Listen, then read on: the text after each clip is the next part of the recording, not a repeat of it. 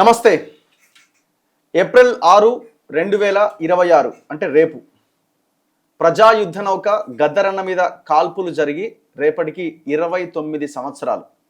మన మధ్య లేరు ఆయన, కానీ మన మధ్య ఉన్నారు. ఆయన రాసినటువంటి పుస్తకాలు, ఆయన ఆలోచనలు, ఆయన కలలుగన్న తెలంగాణ. సో ఇవన్నీ మనం గుర్తు చేసుకున్నప్పుడు ఖచ్చితంగా మనకి గద్దర్ గుర్తొస్తాడు.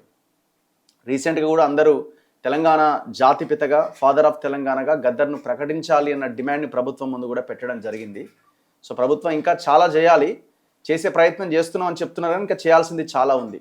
సరే, అదొక సబ్జెక్ట్ అయితే రేపు ఏప్రిల్ 6, 2026 రేపటి రోజున గద్దర్ పైన కాల్పులు జరిగి 26 సంవత్సరాలు పూర్తి కావస్తున్న నేపథ్యంలో ప్రశ్నించే గొంతులు సాధించిన విజయాలు పేరుతో ఒక కార్యక్రమం జరగబోతున్నది.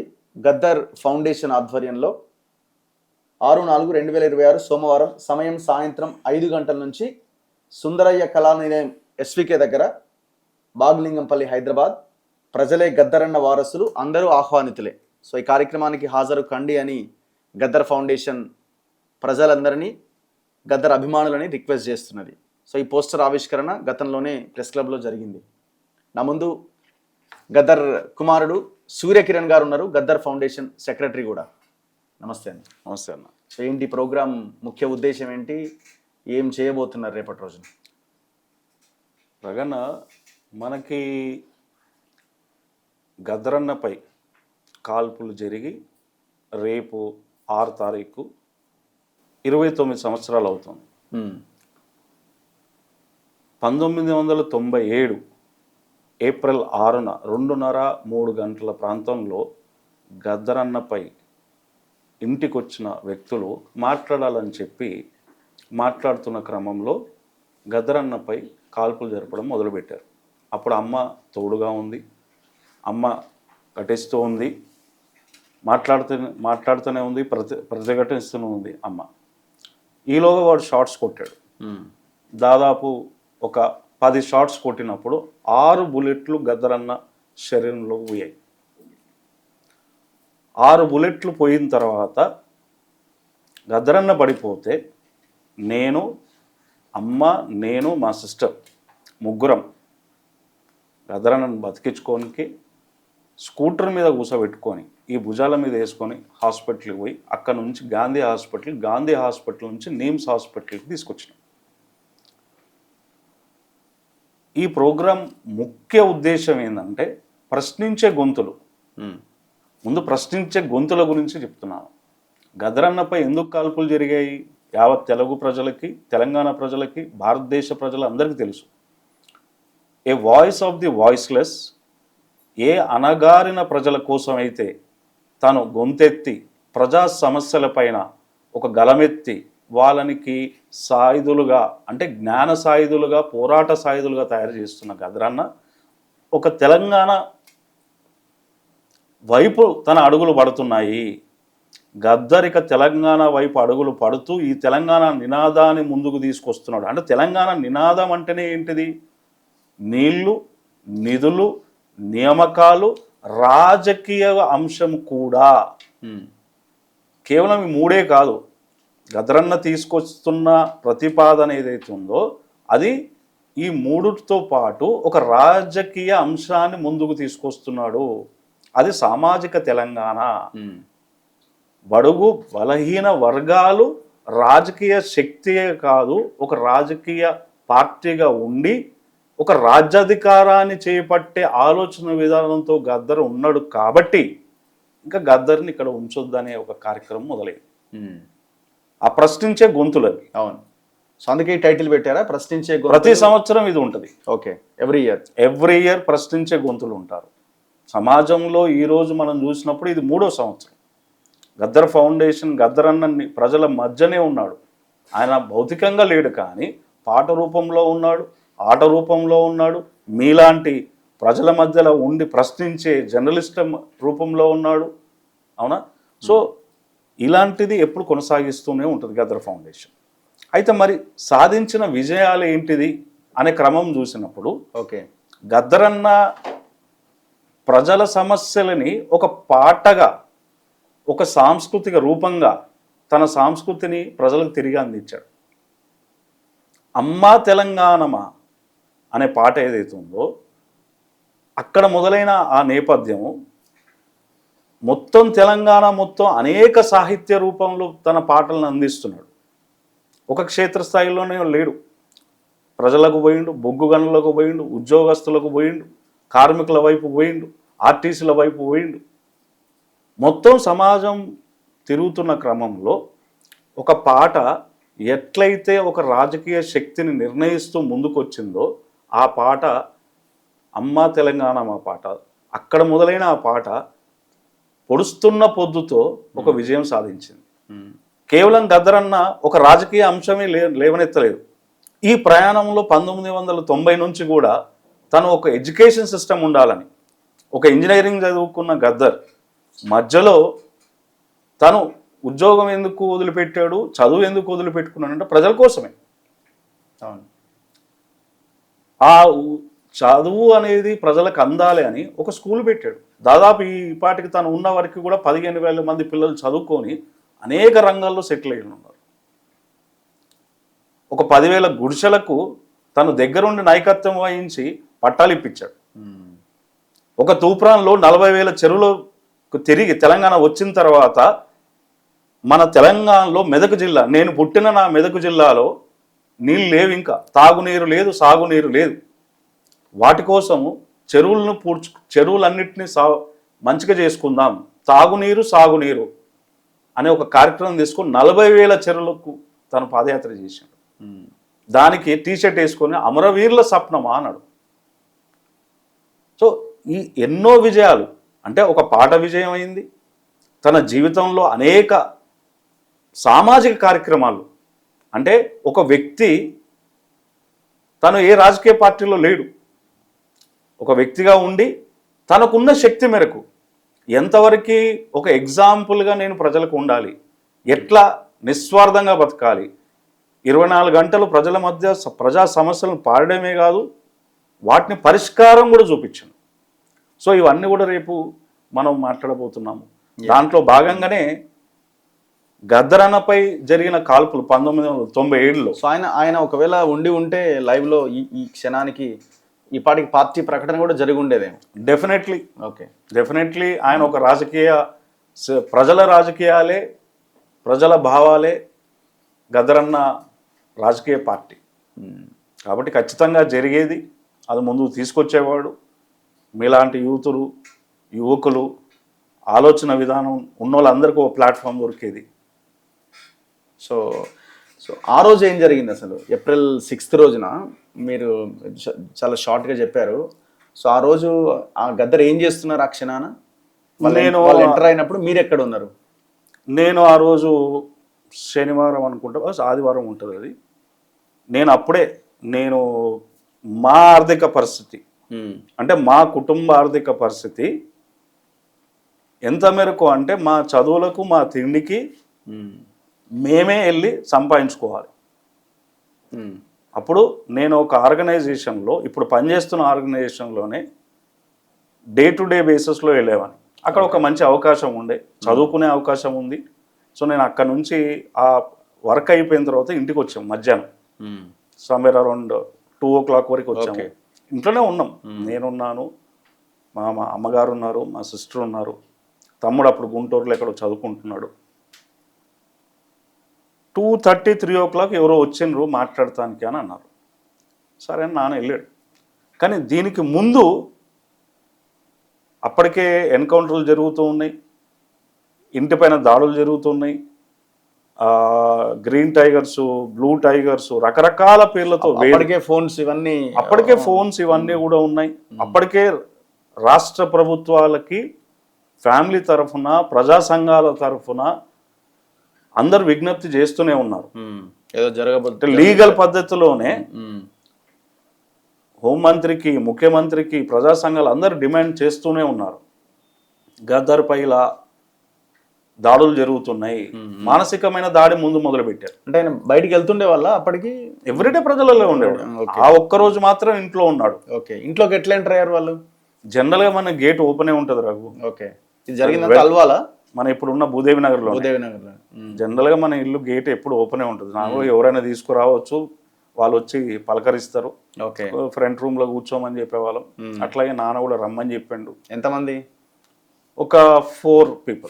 అంటే వాళ్ళు తెలిసిన వాళ్ళు ఎవరో సంబంధం లేదు? మనకి ఎవరో సంబంధం లేదు, మనకు తెలిసిన వాళ్ళు కూడా రాదు. అంటే ఏమని ఎంటర్ అయ్యారు ఫస్ట్ అసలు? యాక్చువల్గా అన్నతో మాట్లాడాలి, మాకు ఏదో వేరే పర్సనల్ వర్క్ ఉంది అది ఇది అంటే, లేదు పర్సనల్ వర్క్ మనం ఇక్కడ ఏం చేయం కదా, ఏదన్నా ఉంటే మీరు ప్రభుత్వానికి నివేదించుకోండి అంటే, లేదన్నా ఒక 5 నిమిషాలు మాట్లాడాలి అని అనేసరికి గేట్ లోపలికి ఇట్లా వచ్చిండ్రు.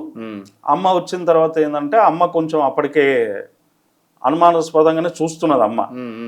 ఏం లేదు బాబు, మీరు వెళ్ళిపోండి, ఇవన్నీ ఇక్కడ మాట్లాడేది ఏం లేదు, మీరు ఏదైనా ఉంటే మీరు పోయి గవర్నమెంట్తోనో లేకపోతే మీకు సమస్య ఎక్కడ ఉంటే పొలిటికల్ పార్టీలతో చెప్పుకోండి అంటే, లేదమ్మా 2 నిమిషాలు మాట్లాడు. అయితే నాన్న చూసిన తర్వాత అంత పెద్ద ఫిగర్ని వాళ్ళు ధైర్యం చేసి అప్పటిదప్పుడు షూట్ చేయలేకపోయిండ్రు. అందులో అమ్మ వచ్చింది కాబట్టి వాళ్ళు ఒక అడుగు వెనుకకి వేసుకుంటూ పోయిండ్రు. అనేసరికి అమ్మ నడు నడు నడు అని చెప్పి ఇట్లా గేట్ దగ్గరికి వేసేసరికి అతను ఇక అయిపోయింది, మనం టార్గెట్ మిస్ అవుతున్నాం అని చెప్పేసి అతను వెపన్ తీసి షార్ట్ కొట్టేసి 1 person షార్ట్ చేసి 1 person తన దగ్గర ఉన్న 10 షాట్స్ 10 8 ఎన్నో ఉన్నాయి. అది నేను అప్పుడు లోపట్నే ఉన్నా, ఏదో సౌండ్ వస్తుంది అని బయట కూరుకొచ్చేసరికి నాన్న పడిపోయి ఉన్నాడు. అక్కడే బయట గేట్ దగ్గరే పడిపోయి ఉన్నాడు. మాకు అర్థం కాలేదు ఒక క్షణం. ఇప్పటికైనా వీడియోస్ ఉంటాయి. నేను ఇంకా బనియన్ మీదనే ఉన్నా, అంటే జస్ట్ అక్కడ నుంచి వచ్చి నేను షెట్ ఇప్పినా అంతే. రావడం, మా ఇంటి దగ్గర ఉన్న 2-3 కలిసి వాళ్ళు వెళ్ళిపోయారా షూట్ చేసి? వాళ్ళు ఫైరింగ్ అయిపోయిన తర్వాత మా సిస్టర్ వాళ్ళని ఎంబడిచ్చింది. She was running behind them. ఇంటి ముంగట ఉన్న వాళ్ళు అందరూ ఎంబడిచ్చారు. వాళ్ళు ఒక అంబాసిడర్ కార్లో వచ్చారు, ఆ కార్ తీసుకుని వెళ్ళిపోయారు. ఇప్పుడు ఆ పర్సన్స్ మన తెలంగాణ వల్ల అవుటర్సా ఏంటన్నది ఏమన్నా? మొత్తానికైతే ఒక రాష్ట్ర ప్రభుత్వం ఒక సెట్ వేసిండ్రు, రకరకాల ఎంక్వైరీలు అన్నారు, ఫొటోస్ చూపించిండ్రు, చాలా డ్రామా చేసిండ్రు. అసలు ఉమ్మడి ఆంధ్రప్రదేశ్ కాబట్టి ఆ మొత్తం డ్రామా చేసిండ్రు. జనరల్గా ఇప్పుడు జరగానే ఒకటి తయారు చేస్తారు కదా, మీరు చూసిండ్రా, పెట్టినరా, చేసిండ్రా, కేసు దాదాపు 25 ఏళ్ళు కోర్టుకు వెళ్ళడం, పోలీస్ స్టేషన్ల చుట్టూ జరగడం. ఎవరినైనా అరెస్ట్ చేశారా? పర్టికులర్ కేసు ఎవరిని అరెస్ట్ చేయలేదు. Not even single person was arrested for last 27 years. Still Gaddar was alive. So Telangana వచ్చిన తర్వాత ఆ కేసు మళ్ళీ హైకోర్టులోకి వచ్చినప్పుడు గవర్నమెంట్ ఒక వాళ్ళ తరఫు నుంచి ఒకటి పెట్టిండ్రు, ఎంక్వైరీ చేసినాము, ఫైరింగ్ జరిగినది వాస్తవం, గద్దర్ పైన ఎంక్వైరీ చేశాము, కానీ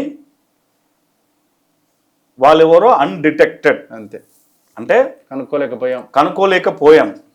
సో ఇది ఒక భారతదేశం ఒక వ్యవస్థ, అంటే లిటరల్ గా క్లియర్ అర్థమవుతుంది కదా, పొలిటికల్ గవర్నమెంట్ చేసిన అటాక్ అని క్లియర్ అర్థం. డెఫినెట్లీ కదా, ఇప్పుడు అది ప్రజలందరికీ తెలుసు. అది ఇప్పుడు మేము చెప్పినా చెప్పకపోయినా ప్రజలందరికీ ఏం తెలుసు, ఉమ్మడి ఆంధ్రప్రదేశ్లో అనేక మందిని పొట్టన పెట్టుకున్న ఆంధ్రప్రదేశ్ ఇది గదరన్నపై కూడా ఎవరు చేసిరు అనేది చెప్పకనే ప్రజలందరికీ తెలిసిన విషయం. సో తన తర్వాత తను వెంబడించింది, వాళ్ళు పారిపోయినారు, వాళ్ళు వెళ్ళిపోయినారు. తర్వాత మీరు అక్కడ నుంచి పడిపోయిండు నాన్న. ఇంకా అమ్మ వాళ్ళు లేపిన తర్వాత ఒక స్కూటర్ ఉండే మా దగ్గర. మాటలు బంద్ అయినాయా? మాట్లాడుతూనే ఉన్నాడు నాన్న. అంటే మీకు కనబడుతున్నాయి బుల్లెట్స్ ఎక్కడెక్కడ దిగినాయి అని, బ్లడ్ అంతా మొత్తం. ఇక ఇప్పుడు ఇక్కడ ఫస్ట్ షాట్, సెకండ్ షాట్ ఇక్కడ చెయ్యి మీద ఇక్కడ ఉంటది, థర్డ్ షాట్ అట్లా 6 bullets. అంటే చాలా మంది చరిత్ర తెలియక ఏంటంటే 5 bullets కొట్టిండ్రు, 3 bullets కొట్టిండ్రు అనేది. నేను యాక్చువల్గా మీకు అది పంపిద్దామని కూడా తీసుకొద్దాం అనుకున్నా.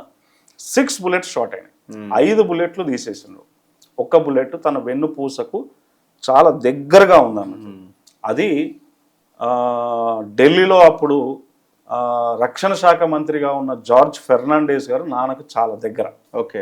సోషలిస్ట్ భావాలు, పార్టీతో సోషల్ భావాలతో కలిసి పనిచేసేవారు కాబట్టి అనేక మీటింగ్స్లో ఇద్దరు కలిసి పార్టిసిపేట్ చేశారు. ఆయన డిఫెన్స్ మినిస్టర్గా ఉండడం వల్ల అతను మీరు ఢిల్లీకి రండి, ఇక్కడ మిలిటరీ హాస్పిటల్లో చేపిద్దామని అన్నారు. కానీ అప్పుడు ఎందుకో తన శరీరం అప్పటికే బాగా మొత్తం ఇక్కడ నుంచి దాదాపు ఇక్కడ నాభి వరకు 32 కుట్లు ఇంకా తీయాలంటే ఆపరేషన్ అంటే అది మళ్ళీ వెనుపూసకు చేయాలి. సో ఈ రకంగా ఇప్పుడు హాస్పిటల్కి తీసుకెళ్ళిన తర్వాత మేము ఫస్ట్ స్కూటర్ మీద తీసుకొని లోతుకుంట వరకు తీసుకెళ్ళాం. అక్కడ ఒక హాస్పిటల్ ఉంది, వాళ్ళు చూసి మేము ఇక్కడ టేకప్ చేయము అని చెప్పేశారు. ఆటో మళ్ళీ ఈవినింగ్ 3-4 o'clock కదా, అప్పుడు పెద్దగా వెహికల్స్ లేవు మన దగ్గర. No vehicle, no rickshaw, no auto. Road మీద ఎవరో పోతుంటే ఆటోని ఆపి నాన్న అక్కడ కూర్చోబెట్టుకుని ఉన్నారు.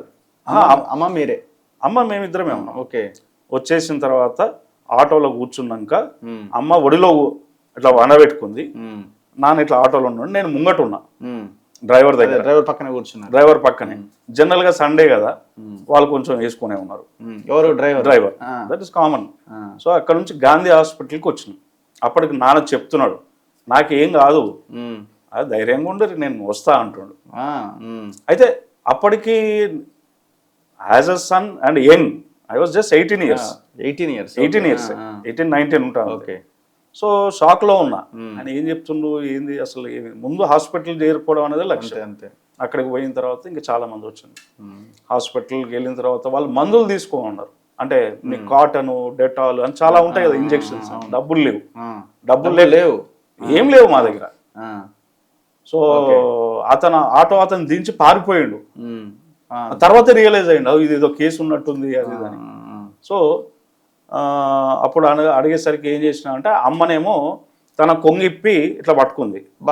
నాకు కర్చీఫ్ ఉండే నాన్నది, ఆ కర్చీఫ్ రక్తంతో ఇట్లా పట్టుకుని ఉన్నాం అన్నట్టు. ఎక్కడ? హాస్పిటల్ బయట, గాంధీ హాస్పిటల్. వాళ్ళు కాసేపు అని గుర్తుపట్టి అరే గదరన్నానంట అని మెడిసిన్స్ తెచ్చిచ్చాం. సో అక్కడ ఒక 2-3 hours పెనుగులాట జరిగింది. ఓకే. ట్రై చేసిండ్రు అప్పటికైనా నేను ఇక్కడనే ఏదో చేద్దామని, కానీ అక్కడ కూడా అప్పుడు డిలే కదా. ఇప్పుడు అక్కడ నుంచి ఒక you have to shift it to the. అవును. సో అక్కడికి వచ్చిన తర్వాత ఒక 3 hours తర్వాత అప్పటికి ఆంధ్రప్రదేశ్, భారతదేశం మొత్తం ఒక ప్రజలందరూ రోడ్డు మీదకి వచ్చి వేలాదిగా లక్షలాదిగా నిరసన తెలియడం మొదలైంది. ప్రభుత్వం వెనక్కి తగ్గింది. మళ్ళీ ఒక అంబులెన్స్ ఇచ్చి నిమ్స్ హాస్పిటల్కి తీసుకొచ్చారు. 3 hours డిలే అయింది అప్పటికి. డెఫినెట్ 3 గంటలు. మేము 7:30కి కానీ ఇక్కడికి రాలేదు, నిమ్స్కి రాలేదు. మేము రికార్డ్స్ ఉన్నాయి. By 4:35 we are in Gandhi. So ఇంత సమయం అంటే ఒక వ్యక్తి 6 bullets తన శరీరంలో ఉండి కూడా బ్రహ్మాండంగా చెప్తున్నాడు, ఏం కాదు బిడ్డ వస్తుంది. అమ్మతో చెప్తున్నా ఏం కాదు ఇలా నేను వస్తా అని, అంటే అమ్మ చెప్తుంది. నిమ్స్కి వచ్చారు. నిమ్స్కి వచ్చినాక అక్కడ నుంచి నిమ్స్లో టేకప్ చేశారు. పబ్లిక్ ఎంటర్ అయిపోయినారు కదా. పబ్లిక్ అప్పటికి all Indian political system has షేకెన్. Andhra Pradesh and భారతదేశం మొత్తం ఒక్కసారి ప్రజల రోడ్డు మీదకి వచ్చి అగెయిన్స్ట్ ది గవర్నమెంట్స్, ప్రశ్నించే గొంతుల్ని ఖతం చేయాలనుకున్న ప్రభుత్వాలు ఒక్క అడుగు కాదు 100 అడుగులు వెనక్కి పోయి, అప్పుడు చాలా మంది పెద్దోళ్ళు, ఆంజనేయ రెడ్డి లాంటి వారు వీళ్ళందరూ ఇన్వాల్వ్ అయిపోయి వాళ్ళు ప్రభుత్వంతో మాట్లాడి, ఇప్పుడు ఆ రోజుల్లో సెక్రటరీగా ఉన్న కాకి మాధవరావు గారు, వారు ఆల్ ఇండియా మెడికల్ అర్జున్ రావు గారు అని రిటైర్డ్ ఐఏఎస్ ఆఫీసర్, వీళ్ళందరూ కూడా గవర్నమెంట్తో మాట్లాడి ఇమ్మీడియట్గా ఆల్ ఇండియా మెడికల్ సైన్సెస్ నుంచి డాక్టర్ సమరన్ నంది వీళ్ళందరితో మాట్లాడి ఒక టీం నెక్స్ట్ డే వచ్చారు. ఢిల్లీ నుంచి ఆల్ ఇండియా మెడికల్ సైన్సెస్ నుంచి వచ్చారు. వచ్చి అక్కడ 8 hours 9 hours సర్జరీ జరిగిన తర్వాత they said give us 1 week time. అప్పటి వరకు మేము ఏం చెప్పలేము, బయట మీరు ఏం ప్రకటన చేయవద్దు అని చెప్పారు. సో 1 రోజుల పాటు నిమ్స్ హాస్పిటల్ చుట్టుపక్కల మొత్తం ప్రజలు టెంట్లు వేసుకొని అక్కడే వంట వార్పు చేసుకొని తిని నిరసన తెలియజేసుకుంటూనే ఉన్నారు. అట్లా రాష్ట్రం మొత్తం, దేశం మొత్తం అందరూ, ఒక్కరని కాదు అందరూ కూడా పార్టిసిపేట్ చేశారు అన్నట్టు. సో అక్కడ హాస్పిటల్ నుంచి బయటకు వచ్చినాక నాన్న నేరుగా ప్రెస్ మీట్కి పోయి, డైరెక్ట్ ప్రెస్ మీట్. ఎన్ని రోజులకు బయటకు వచ్చారు? 1 month. 1 monthకి డైరెక్ట్ ఎక్కడ ప్రెస్ మీట్? అక్కడే పెట్టిండ్రు, నిమ్స్ దగ్గర ప్రెస్ మీట్ పెట్టి అక్కడ నుంచి ఇంటికి వచ్చి అక్కడ ఒక 15 days ఉండి then he left to West Bengal for a program. After 15 daysకి 15-20 daysకి వెళ్ళిపోయాడు. సో ఆ పచ్చి పొండు మీదనే వెస్ట్ బెంగాల్లో పెద్ద ప్రోగ్రామ్ జరిగింది, పార్టిసిపేటెడ్ ఇక్కడ. సో అది ఒక నేపథ్యం. అంటే భారతదేశంలో ఈ ఈ చైన్ సిస్టమ్ అంటే తన మీద జరిగిన దాడి ఒక ఫిజికల్ దాడే కదా, అంతకుముందు ఒక 2 సంవత్సరాల నుంచి మానసిక దాడులు జరుగుతూనే ఉన్నాయి అనేక సార్లు. ప్రీ ప్లాన్డ్ ఇంక అంతే, ఎవ్రీథింగ్ ఈజ్ ప్రీ ప్లాన్. లేపేయాలనేది వాళ్ళు డిసైడ్ అయిపోయినారు అంటే అది అంతే. ఈ వ్యక్తి ఒక్కడు లేకపోతే చాలు కదా, ట్రీట్మెంట్ డిలే చేసినా అయిపోద్ది అనుకున్నారు. అది కూడా జరగలే. సో అంబులెన్స్లో నాతో పాటు నేను, ఆ సిబ్బంది ఉన్నాము. ఇంకా మాకు పరిచయం ఉన్న బాగా దగ్గర ఉన్న పట్టాభి గారు అని, వేములపాటి పట్టాభి గారు అని చెప్పి ఆయన లాయర్. సో అటాక్ తర్వాత కూడా ఆయన ఎక్కడ కాలు ఇంట్లోనే ఉండి బయట పెట్టకుండా లేడు కదా, జరుగుతూనే ఉంది కదా. ఆ తర్వాత జరిగిన పెద్ద పెద్ద ఈవెంట్స్ ఏంటి అంటే, అంత పెద్ద గాయం తర్వాత కూడా ఆయన చేసిన ఫైట్స్ లో, ఆయన చేసిన పోరాటంలో, ఆయన చేసిన దాంట్లో మనకి ఆ తర్వాత 97లో ఫైరింగ్ తర్వాత ఇక మొత్తం అన్ని మీటింగ్స్, నిజాం కాలేజ్ మీటింగ్ అయినా, నీకు వరంగల్ మీటింగ్ అయినా, ఎక్కడ మీటింగ్స్ జరిగినా కూడా all public meetings is Gaddar కనబడతాడు మీకు అంతే. కానీ ఇవాళ అదే గద్దరు తెలంగాణను అవమానించేలాగా కొందరు మాట్లాడుతున్నారు కదా. గద్దరు అంటే ఒక మావోయిస్ట్, గద్దర్ అంటే ఒక నక్సలైట్. సో ఇప్పుడు విషయం ఏంటంటే, ఎప్పుడైనా గద్దర్ భావజాలం అసలు ఈ దేశ అంటే వాళ్ళు జాతీయవాదంతో సంబంధం లేని భావజాలం. అదే ఇప్పుడు భారత్ అప్ని మహాన్ భూమి ఇస్కి కహాని సునోరే బాయ్, భారతదేశం కోసం రాసిండు కదా, ఇంకొక దేశం కోసం అని పొగుడుతూ రాసిన పాటలు కావు ఇవి. భారతదేశంలో ఉన్న సహజ సంపద, ప్రకృతి సంపద, భారతదేశంలో బ్రతుకుతున్న అందరు ప్రజల్లో, అట్టడుగు ప్రజల్లో, పీడిత ప్రజల కోసం రాసిండ్రు కదా.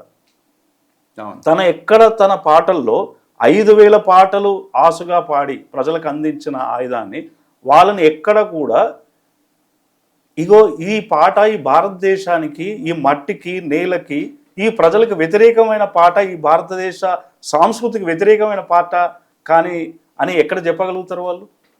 కేవలం ఇదొక స్క్రిప్టెడ్ డిస్కషన్ లాగా కొన్ని రోజులు నడిపేయాలని చెప్పి వాళ్ళు భావించినట్టున్నారు. వాళ్ళ విజ్ఞతకే వదిలేద్దాం. ఎందుకంటే మనం మాట్లాడేటప్పుడు వాళ్ళు ఈ రాష్ట్రానికి ఎంత దగ్గరగా ఉన్నారు, పీడిత ప్రజలకు ఎంత దగ్గరగా ఉన్నారు, వారెంత న్యాయం చేస్తున్నారు ప్రజలకి, ఈ దేశ సంపదని కొల్లగొట్టడంలో వాళ్ళ హస్తం ఎంత ఉంది అనేది వాళ్ళు తెలుసుకోవాలి. ఇప్పుడు గద్దర్ని భౌతికంగా ఉన్నప్పుడు భౌతికంగా లేకుండా చేయడానికి ఒక ప్రయత్నం జరిగింది. అవును. ఇప్పుడు ఆయన భౌతికంగా లేకుండా ఉన్న తర్వాత కూడా ఆయన మీద దాడి జరుగుతున్నది. ఒక రకమైన దాడి కదా. ఎందుకు జరుగుతుందంటే, గద్దరన్న ప్రజల గుండెల్లో ఉన్నాడు, గద్దరన్న ఈ ప్రకృతిలో ఉన్నాడు, ప్రజల గుండెలలో ఉన్నాడు, చెట్టు సేమలలో ఉన్నాడు. తన సంస్కృతి, తన పాట ఆట ద్వారా ప్రజల గుండెల్లో ఉన్నాడు. అక్కడే ఆగలేదు గద్దరన్న. గద్దరన్న అసెంబ్లీలోకి ఎంటర్ అయ్యిండు, పార్లమెంట్లోకి ఎంటర్ అయ్యిండు, పాటగా ఎంటర్ అయ్యిండు. గద్దరన్న అవార్డ్స్ రూపంలో ఎంటర్ అయ్యిండు. గద్దరన్న ఇప్పుడు పార్లమెంట్లో ఉన్నాడు. రేపు ప్రపంచవ్యాప్తంగా కూడా, ప్రపంచ వేదిక కూడా మాట్లాడవచ్చు. సో రేపు ఈ ప్రోగ్రామ్ ఉన్నది. అవును. సో అందరు ఆహ్వానితులైనా? అందరికీ ఆహ్వానిస్తా ఉన్నాం. ముఖ్యంగా సుందరయ్య విజ్ఞాన కేంద్రం సాయంత్రం 5 గంటల నుంచి ప్రారంభంగా అవుతుంది. సాంస్కృతిక కార్యక్రమాలు ఉంటాయి. దాంతోపాటు గద్దరన్నపై ఆ రోజుల్లో జరిగిన కాల్పుల తర్వాత వచ్చిన పుస్తకావిష్కరణ ఉంటుంది మెయిన్గా. అందరినీ పుస్తకం అన్నారు, కలాల కవాతు. దాంట్లో 29 ఆర్టికల్స్ ఏవైతే ఆ రోజుల్లో వచ్చినాయో ఆ పుస్తకావిష్కరణ ఒకటి ఉంటుంది. ప్రొఫెసర్ శాంతా సిన్హా చైర్పర్సన్ వారు, తర్వాత ఇంకా చాలామంది కవులు, మేధావులు, కళాకారులు వీళ్ళందరూ పార్టిసిపేట్ చేస్తారు. సో ఎప్పుడు మీ అందరికీ తెలిసిందే, ఫౌండేషన్ ఎప్పుడు పెట్టినా అందరిని కలుపుకొని కలిసి పోస్టర్ ఆవిష్కరణలు చేస్తూ ప్రజల్ని చైతన్యపరుస్తూ మనం ఈ ప్రోగ్రామ్ని ముందుకు తీసుకొస్తా ఉన్నాం. ఈ ప్రోగ్రాం తర్వాత అంటే మీ ద్వారా ప్రజలకి చెప్పాలనుకున్నాం, ఈ April 6 తర్వాత మరో ప్రోగ్రాం ఇక పూర్తిగా కళాకారులతోనే ఉంటుంది.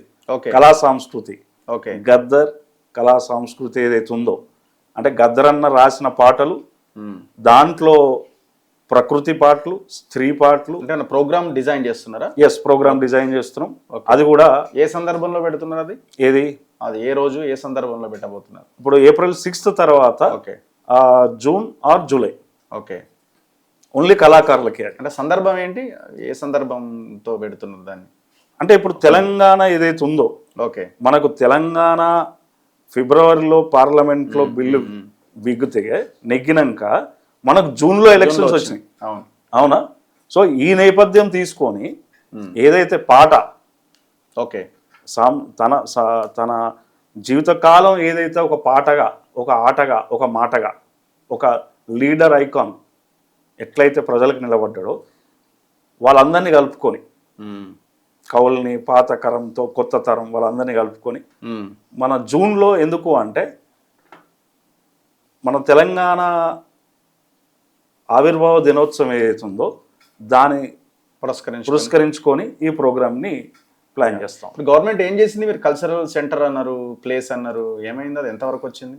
మీరు పెద్ద డిజైన్ చేసినారు, టూరిజం ప్లాజాలు అందరికి చూపించారు, అందరు అభిప్రాయాలు చెప్పారు. అవును. గవర్నమెంట్ అభిప్రాయం ఏంది? ఈ మధ్య కాలంలో నిన్న కూడా అవార్డ్స్ లో బట్టిని కలిసినట్టున్నారు కదా, ఏమైనా చెప్పే ప్రయత్నం చేసిరా మీరు? వాళ్ళు ఏమైనా చెప్పిరా మీరు? ఇప్పుడు గద్దర్ ఫౌండేషన్ ఏర్పాటు ప్రకటన అది రాష్ట్ర ప్రభుత్వం ఆధ్వర్యంలోనే జరిగింది. మీరు కూడా ఉన్నారు, మా సభ్యుడు సంగంరెడ్డి పృథ్వీరాజ్, అట్లాగే జీలకర్ర మల్లారెడ్డి వీళ్ళందరూ ఉన్నారు.